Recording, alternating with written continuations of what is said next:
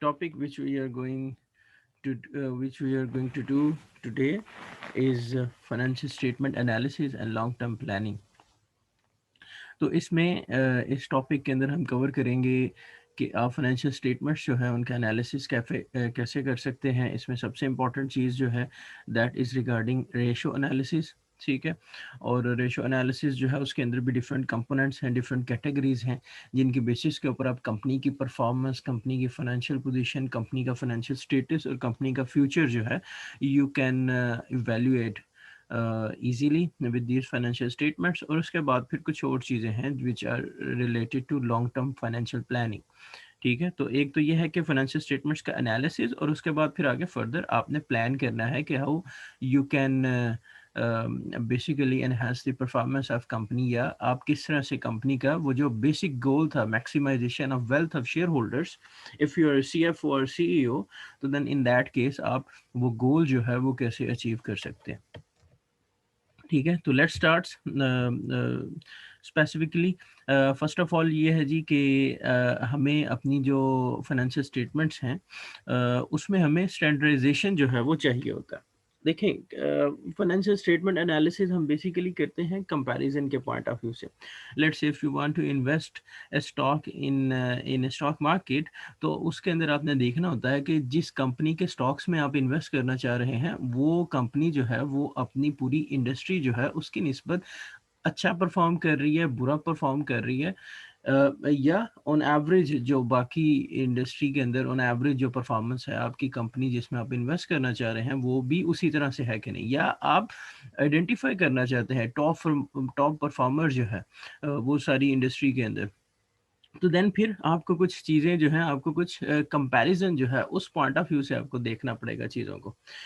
You have to think about financial statement analysis in comparison point of view. ठीक है, तो उस सारे सिनेरियो के अंदर फिर हमें कंपैरिजन करना मुश्किल हो जाता है थोड़ा सा, क्योंकि कुछ कंपनीज जो हैं वो बड़ी होती हैं, कुछ कंपनीज छोटी होती हैं।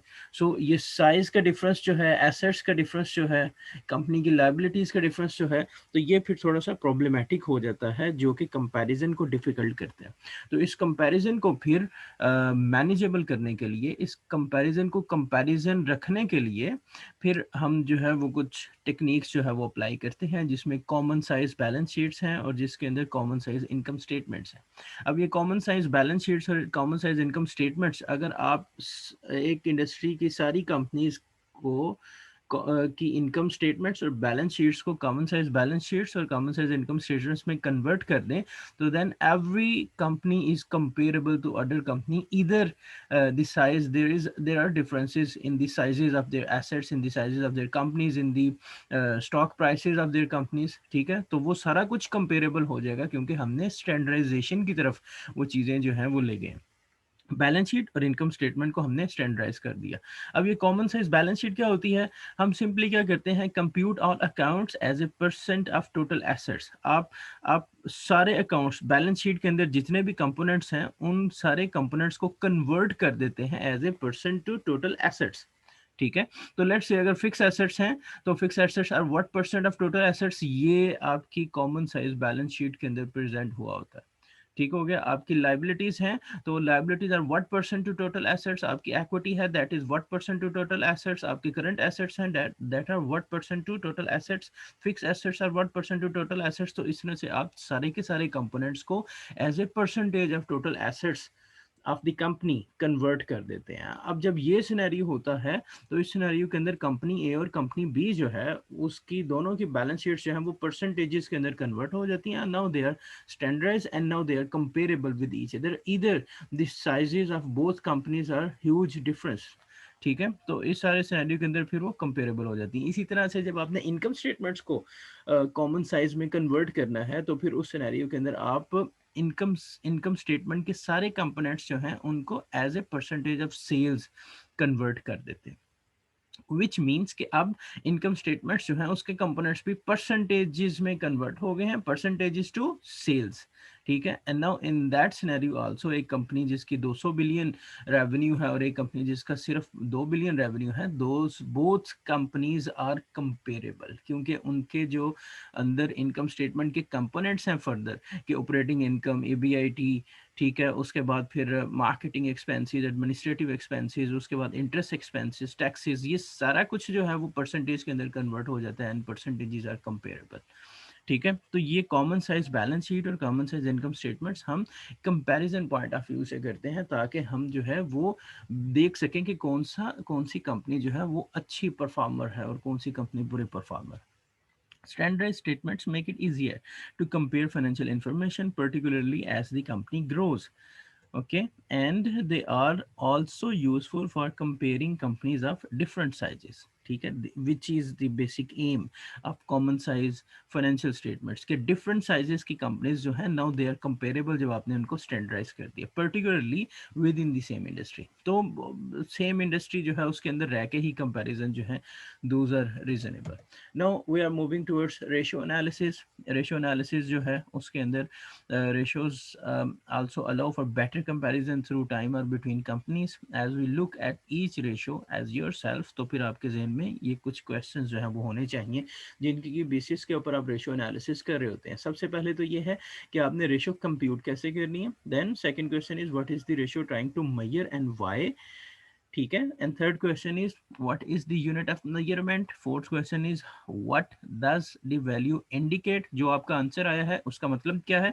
How can we improve the companies ratio. आप कंपनी की वो रेशियो जो है उसे इम्प्रूव कैसे कर सकते हैं। तो ये सारी चीज़ें जानना ज़रूरी है अगर आप रेशियो एनालिसिस कंपनी का करने की कोशिश कर रहे हैं, ताकि अगर आप कुछ सजेस्ट करना चाहें तो देन वो सजेशन जो है वो स्ट्रांग फुटिंग के ऊपर हो, एम्पिरिकल फुटिंग के ऊपर हो कि आपने कंपनी को रेशियोज जो है वो कैसे इंप्रूव करनी है। तो सबसे पहले देख लेते हैं कैटेगरीज ऑफ फाइनेंशियल रेशियोज। इसमें जी सबसे पहले शॉर्ट टर्म सॉल्वेंसी, या इसे हम लिक्विडिटी, मोर मोर प्रोमिनेंटली इसे हम लिक्विडिटी रेशियोज कहते हैं। लॉन्ग टर्म सॉल्वेंसी को फाइनेंशियल लिवरेज रेशियोज कहते हैं। This is the second category. उसके बाद थर्ड कैटेगरी है asset management or turnover ratios, and then we have profitability ratios, and then we have market value ratios. तो ये 5 categories हैं ratios की। अगर आप कंपनी का फाइनेंशियल एनालिसिस करना चाहते हैं तो then you must know these 5 categories, और इन कैटेगरीज के अंदर फर्दर आगे दो दो तीन तीन चार चार रेशियोज जो हैं वो एग्जिस्ट करती हैं, तो हमें उनकी बेसिस के ऊपर जो है वो डिसीजन मेकिंग जो है वो करनी होती है। नाउ अब इस इन इन इन इस सिनेरियो के अंदर आगे जो भी हम कैलकुलेशंस करना चाह रहे हैं वो कैलकुलेशंस जो हैं those are based on this balance sheet and next on this income statement. Okay, now this income statement is of 2009, whereas we have two balance sheets. First one is from 2008 and then 2009. Okay, so we will normally make take numbers from these 2009 balance sheet. If we are calculating averages, then we will take numbers from both these balance sheets, 2008 and 2009. Okay, so the calculations which we are doing in next scenario, in next ratio calculations, those calculations are all taken from these balance sheet and income statements. So first of all, we are going to start with the liquidity ratio. Liquidity ratio में सबसे पहले current ratio जो आ जाती है, इसका formula है current assets और current liability. Companies ability, what is current ratio, it basically tells us about companies ability to pay short term obligations और those due within 1 year. तो शॉर्ट टर्म ऑब्लिगेशंस आपने pay करनी है, तो company की ability उन short term obligations को पे करने की क्या है वो हमें करंट रेशियो से पता चलती है। नॉर्मली अगर ये नंबर 1 से बड़ा हो तो इट मीन्स कि कंपनी के करंट एसेट्स जो हैं those are enough to make payments for short term obligations. ठीक है, अगर ये 1 से छोटा हो तो इसका मतलब ये है कि आपके करंट एसेट्स जो हैं वो कम है करंट लाइबिलिटी से, और उनकी एबिलिटी जो है वो कम है, उनकी एबिलिटी जो है वो कंप्रोमाइज्ड है। So normally we have to take this number above 1। So ये पीछे से नंबर्स हमने लिए बैलेंस शीट और इनकम स्टेटमेंट्स, एंड ये जो कंपनी है इसकी रेशो निकली है 1.31 times, which is healthy current ratio, which tells us के कंपनी के करंट एसेट्स जो हैं वो 1.31 times higher than companies current liabilities. इसका मतलब ये है कि कंपनी can easily pay obligations, short term obligations of the company. उसके बाद आ गया क्विक रेशियो। क्विक रेशियो जो है इसमें आप इन्वेंट्री के कंपोनेंट जो है वो एक्सक्लूड कर देते हैं। तो अगेन ये भी जो है वो अदर देन इन्वेंट्री आपको सिनेरियो बताता है। 0.53 टाइम्स जो है इसका आंसर है, विच टेल्स अस के कंपनी की ज़्यादा इन्वेस्टमेंट जो है वो इन्वेंट्रीज के ऊपर है और कंपनी अपने ऑपरेशंस के ऊपर इन्वेस्ट कर रही है और अपनी इन्वेंट्रीज के ऊपर इन्वेस्ट कर रही है, और which will generate revenue which is a healthy sign. उसके बाद कैश रेशियो जो है दैट इज़ 0.18 टाइम, जिसका मतलब ये है कि cash is very low with the company. लेकिन कैश जो है वो लो ही होना चाहिए, अदरवाइज अगर आप ज़्यादा कैश अपने पास बाउंड रखते हैं कंपनी के पास, तो देन फिर आपने इन्वेस्ट कम किया होता है और आपके रिटर्न्स जो हैं वो कम हो जाते हैं। तो कंपनी की कोशिश ये होनी चाहिए कि डे टू डे ऑपरेशंस जो है उनको चलाने के लिए जितना कैश चाहिए बस अप्रोप्रिएट लेवल तक ही उसे अब अपने पास रखें, बाकी इन्वेस्ट कर दें अपने ऑपरेशंस के ऊपर, अपनी इन्वेंट्रीज के ऊपर।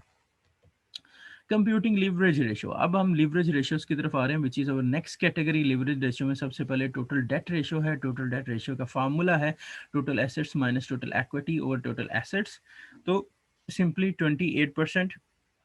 इसका मतलब यह है कि टोटल डेट्स जो हैं those are 28% of total assets, कि आपके एसेट्स की वैल्यू के 28% हैं टोटल डेट्स।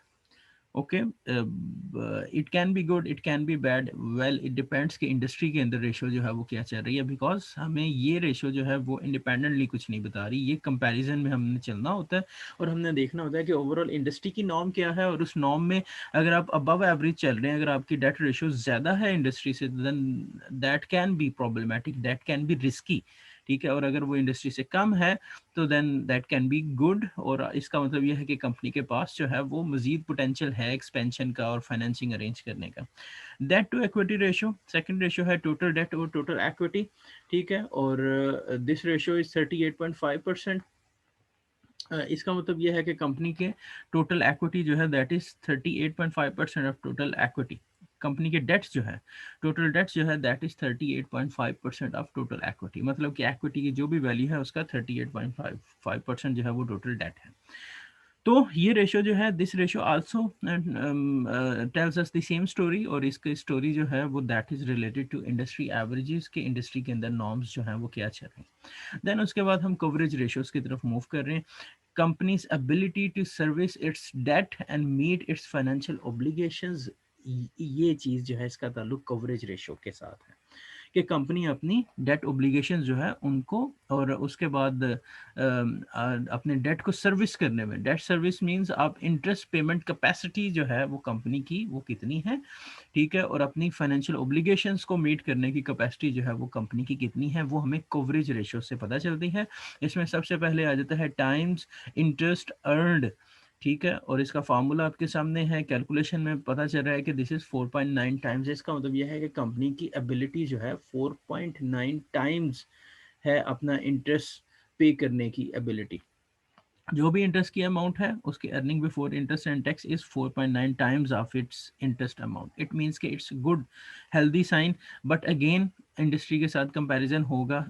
कुछ इंडस्ट्रीज जो हैं उनकी ये रिक्वायरमेंट जो है वो ज़्यादा होती है, जैसे आपकी जो फाइनेंशियल इंडस्ट्री है उसकी रिक्वायरमेंट ज़्यादा होती है, लेकिन अगर मैन्युफैक्चरिंग कंसर्न है तो उनकी रिक्वायरमेंट कम होती है। ठीक है, वेल इट डिपेंड्स कि आपकी फाइनेंसिंग के अंदर डेट का रेशो जो है वो क्या है। अगर वो ज़्यादा है तो देन ये रेशो आपको ज़्यादा चाहिए होगी, अगर वो कम है तो ये रेशो आपको कम चाहिए होगी। Again it depends on the industry ratio, और उसके साथ कंपैरिजन करके आप डिसाइड कर सकते हैं कि आप जिस कंपनी का एनालिसिस कर रहे हैं वो कंपनी जो है वो अच्छा परफॉर्म कर रही है या बुरा परफॉर्म कर रही है। Then we have cash coverage. अच्छा, ये टाइम्स इंटरेस्ट अर्नड जो था इसके अंदर एक कंपोनेंट था दैट वाज डेप्रिसिएशन, और depreciation is non cash item. ठीक है, तो इस वजह से इसमें से ईबीआईटी में से डेप्रिसिएशन डिडक्ट की होती है। इट मीन्स कि this is the lower number, तो ये लोअर कैपेसिटी अंडर एस्टिमेट कर रहे हैं कैपेसिटी को। ठीक है, क्योंकि डेप्रिसिएशन तो कोई कैश आइटम नहीं है इनकम स्टेटमेंट के अंदर, और डेप्रिसिएशन तो इट्स जस्ट एन एस्टिमेशन और उसको आपने यूज़ किया हुआ है। तो अगर आप डेप्रिसिएशन को ऐड बैक कर देंगे तो देन आप appropriate level of capacity to pay to service its debt वो आप जान सकते हैं। तो फिर EBIT plus depreciation over interest जो है that is the new formula, जो कि हमें कैश कवरेज के मतलब बताता है। And this number would normally be higher as compared to the previous number, as you can see कि 6.9 times is higher than 4.9 times। वजह क्या है कि इधर डेप्रिसिएशन जो है उसको ईबीआईटी में ऐड बैक किया। तो अब ये actually 6.9 times is the actual capacity of the company to service its debt। तो इसका मतलब ये है कि कंपनी जो है वो हेल्दी रीजन के अंदर एग्जिस्ट कर रही है। उसके बाद आ गया कंप्यूटिंग इन्वेंट्री रेशियोज। तो इन्वेंट्री रेशियोज जो है, inventory turnover ratio is the first ratio. Inventory turnover ratios जो हैं वो क्या हैं, those basically tells how many times average inventory is turned और सोल्ड ड्यूरिंग एट पीरियड। आपकी इन्वेंट्री कितनी दफ़ा सेल की जाती है एक टाइम पीरियड के अंदर जो आपने सेट किया हुआ है। Normally it is a 1 year time period of the company जिसके अंदर उसका इनकम स्टेटमेंट उसने प्रिपेयर करनी होती है। तो कितनी दफ़ा आपकी एवरेज इन्वेंट्री जो है उसको सेल किया गया है, मतलब वो सारी इन्वेंट्री सेल करके कैश में कन्वर्ट करके फिर दोबारा सेल करके कैश में कन्वर्ट की हुई है। The formula is cost of goods sold over inventory, और हमारे पास इधर 3.2 टाइम्स है, विच मीन्स कि एक साल में 3 दफ़ा जो है वो आपकी इन्वेंट्री जो है वो कैश में कन्वर्ट हो जाती है। इसको आप डेज में भी कन्वर्ट कर सकते हो, जो कि हमें बताएगा कि इन्वेंट्री जो है वो कितने दिनों में आप सेल कर सकते हो। सो फार्मूला आपके सामने है, और इधर 114 days 114 days which tells us के 114 दिनों के अंदर आपकी कंपनी जो है वो अपनी इन्वेंट्री जो है उसे सेल कर देती है। ठीक है, और अगर इसको 3 से मल्टीप्लाई करेंगे तो दैट वुड बी 3.2 से मल्टीप्लाई करेंगे तो दैट वुड बी 365। अगेन वही सिनेरियो। ठीक है, उसके बाद आ गया receivables ratio. Receivables turnover ratio, इसमें सबसे इंपॉर्टेंट चीज़ है विच tells us how many times a business can turn it's accounts receivable into cash during a period. आप अपने रिसीवेबल्स जो हैं उनको कैश में कितनी देर में कन्वर्ट कर सकते हैं। रिसीवेबल्स अगर आपको याद हो तो ये करंट एसेट्स का पोर्शन है, और साल के अंदर अंदर इन्होंने मेच्योर होना होता है, और ये नॉर्मली क्रेडिट सेल्स से जनरेट किए जाते हैं। आप क्रेडिट सेल किसी को करते हो तो उसने आपके पैसे पे करने हैं, उन्हें हम रिसीवेबल्स कहते हैं, और ये रिसीवेबल्स जितनी जल्दी कन्वर्ट हो जाए उतना बेहतर होता है कंपनी के लिए। फार्मूला हमारे सामने है 12.3 टाइम्स, विच मीन्स कि आपके रिसीवेबल्स जो हैं वो 12 दफ़ा एक साल के अंदर जो है वो कन्वर्ट हो जाते हैं। तो इससे कुछ मंथली एवरेज जो है वो लग रही है कि मंथली बेसिस के ऊपर रिसीवेबल्स कैश में कन्वर्ट हो सकते हैं। You can convert it into days as well. तो 365 जो है उससे डिवाइड कर दें रिसीवेबल टर्नओवर रेशियो को, तो यू विल गेट 30 डेज। इसका मतलब यह है कि 30 दिनों के अंदर आपके रिसीवेबल्स जो है वो कैश में कन्वर्ट हो जाते हैं। Again this number cannot tell us anything except आप जब तक इसको इंडस्ट्री एवरेज जो है उसके साथ कंपेयर नहीं करोगे।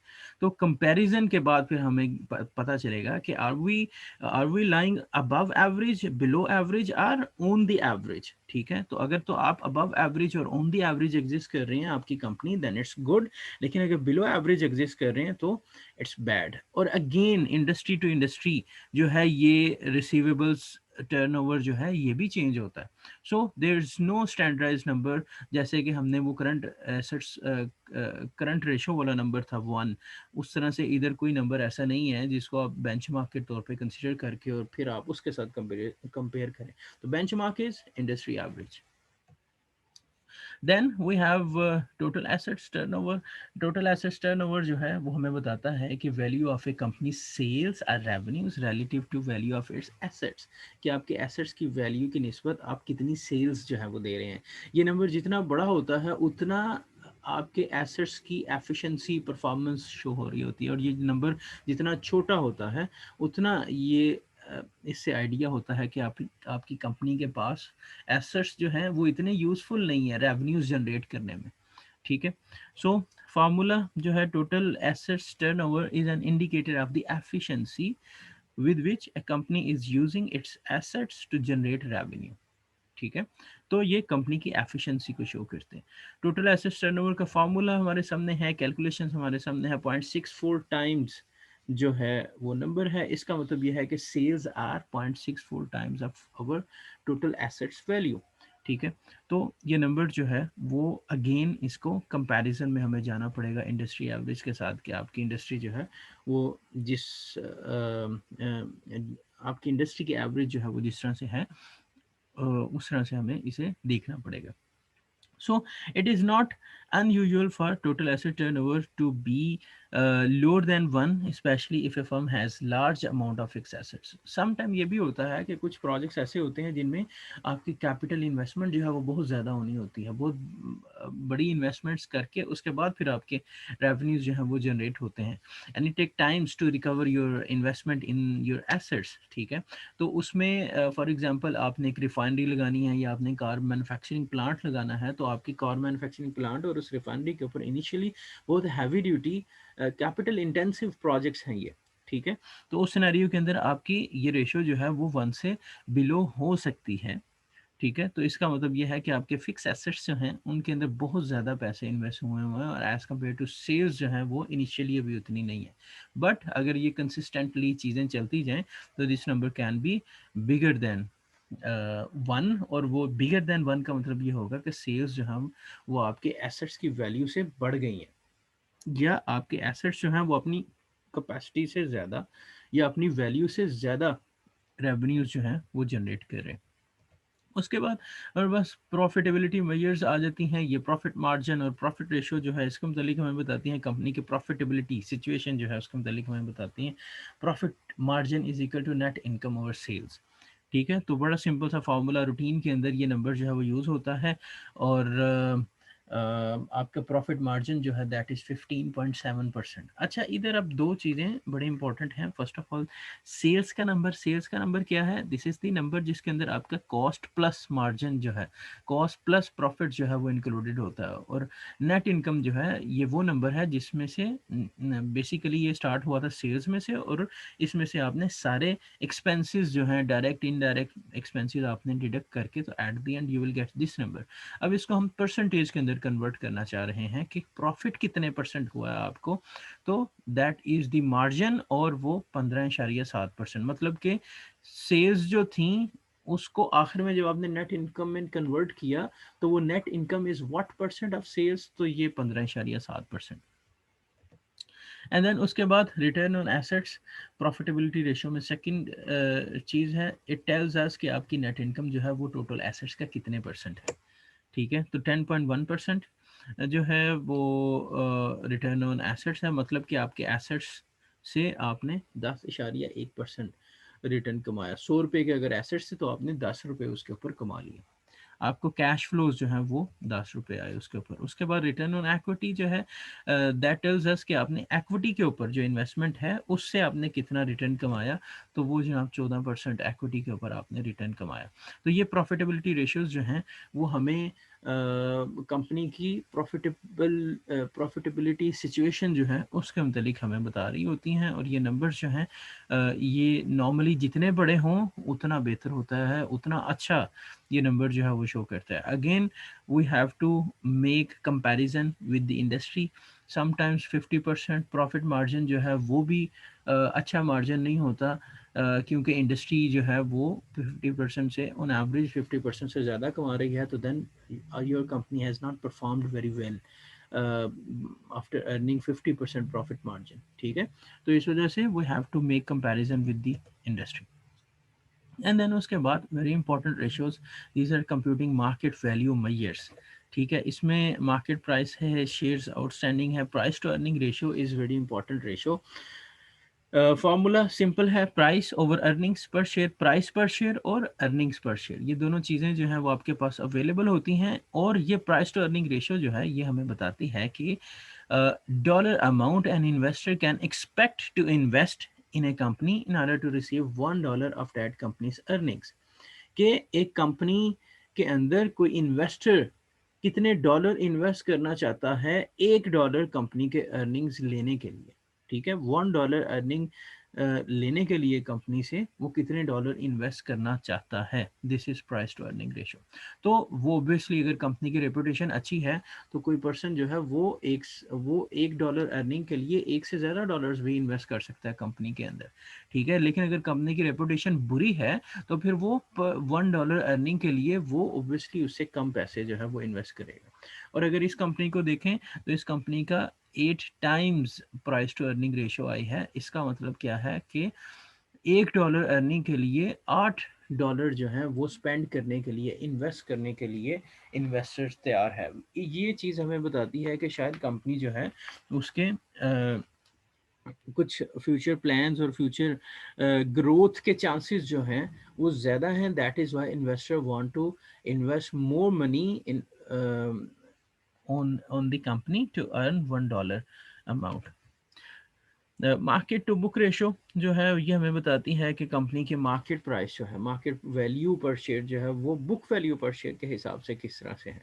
ठीक है, तो ये रेशो जो है ये हमें बताती है कि कंपनी जो है उसकी मार्केट प्राइसेस के अंदर कितनी मूवमेंट्स हुई और उसकी मार्केट प्राइस जो है वो कितनी बढ़ गई as compare to book value. क्योंकि जब एक शेयर जो है वो आईपीओ में सेल किया जाता है फर्स्ट टाइम, तो उस वक्त उसकी एक वैल्यू अनाउंस की जाती है, that is basically the book value. ठीक है, जिसके ऊपर एक शेयर जो है वो प्रिंटेड फॉर्म में फर्स्ट टाइम उसको जो है वो बेचा जाता है और उसके बाद फिर उसकी वैल्यू जो है उसमें कमी बेशी होती है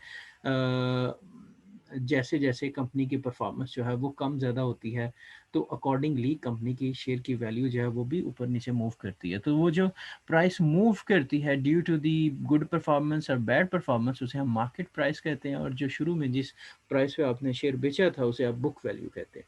ठीक है, तो अब ये डिफरेंस जितना बढ़ता जाता है पॉजिटिव सेंस में, मतलब कि अगर मार्केट प्राइस बहुत ज़्यादा बढ़ गई है बुक वैल्यू की निस्बत, तो इसका मतलब ये है कि कंपनी ने बहुत अच्छा परफॉर्म किया after its IPO and then in secondary market, financial market उसने बहुत अच्छा परफॉर्म किया, जिस वजह से उसकी वैल्यू जो है वो बहुत बढ़ गई है as compare to the book value per share. So अगर इस कंपनी को देखें तो 1.12 टाइम्स, विच मीन्स के जो मार्केट वैल्यू है वो 1.12 टाइम्स हो गई है बुक वैल्यू, मतलब बुक वैल्यू से ज़्यादा है इसकी मार्केट वैल्यू। नाउ अगर हम कंक्लूड करें ये सारी पीछे जो एक्टिविटी हमने की है रेशियो एनालिसिस सिमिलरली, तो अगर हम इसे कंक्लूड करें तो दैट इज़ बेसिकली कि ratios are not very helpful for themselves. आप एब्सोल्यूट टर्म्स के अंदर या इंडिविजुअली रेशियोज की कैलकुलेशंस जो है उनसे कुछ खास इंफॉर्मेशन नहीं ले सकते। They need to be compared to something, हमें कंपैरिजन में जाना होता है, हमें इन रेशियोज की कैलकुलेशंस को कंपेयर करना होता है विद द मार्केट या विद द कंपनी इटसेल्फ। तो उसके दो सिनेरियोज हैं, first of all time trend analysis और उसके बाद peer group analysis. Time trend analysis क्या है कि use to see how the firm's performance is changing through time, कि कंपनी की परफॉर्मेंस अपने पास के लिहाज से कैसी है। ठीक है, तो आप कंपनी के इस साल के नंबर्स को उसके पिछले सालों के नंबर्स के साथ कंपेयर करते हो and then you make a judgement, you make an analysis कि कंपनी ने पिछले साल के निस्बत अच्छा परफॉर्म किया, बुरा परफॉर्म किया, या जिस तरह से पिछले सालों के अंदर परफॉर्म करती आई है उसी तरह से कंपनी ने परफॉर्म किया। तो इसे हम टाइम ट्रेंड एनालिसिस कहते हैं। जबकि पीयर ग्रुप एनालिसिस में आप क्या करते हैं, कंपनी की परफॉर्मेंस, फाइनेंशियल स्टेटमेंट्स के नंबर्स जो हैं, फाइनेंशियल स्टेटमेंट्स और फाइनेंशियल रेशियोज जो हैं, इनके नंबर्स जो हैं इनको कंपेयर करते हैं with the other other players in the industry, उनके साथ कंपेयर करते हैं एंड देन देखते हैं कि आपकी कंपनी जिसका आप एनालिसिस कर रहे हैं क्या उसने मार्केट प्लेयर्स जो हैं उनके हिसाब से अच्छा परफॉर्म किया या बुरा परफॉर्म किया, अबव एवरेज रहे, बिलो एवरेज रहे, या ऑन एवरेज जो है वो कंपनी ने परफॉर्म किया।